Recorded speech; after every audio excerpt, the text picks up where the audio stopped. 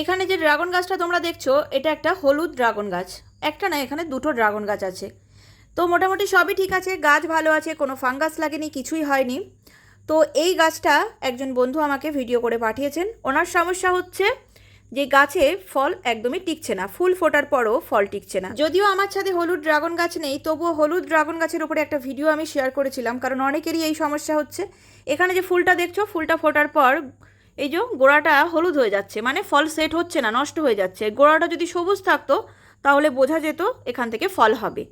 হলুদ ড্রাগন গাছে কখনোই কিন্তু সেলফ পলিনেশন করলে ফল সেট হবে না, সবসময় ক্রস পলিনেশন করতে হবে। ক্রস পলিনেশন করলে ফলে সেট হবে, না হলে একটাও ফল কিন্তু নিতে পারবে না। এখানে প্রচুর পরিমাণে কুড়ি আসছে কিন্তু একটাও ফল হচ্ছে না। তাই যারা হলুদ ড্রাগন গাছ নিজের বাড়িতে লাগিয়েছো, ফল টেকাতে পারছো না, তারা এর সাথে সাথে অন্য ভ্যারাইটির ড্রাগন গাছও নিজের বাড়িতে লাগিয়ে ফেলো। তাহলে ওই ড্রাগন গাছ থেকে পরাগরেণু নিয়ে হলুদ ড্রাগন গাছগুলোর পরাগায়ন করো, তবেই কিন্তু হলুদ ড্রাগন গাছে ফল পাবে, না হলে কিন্তু ফল পাবে না।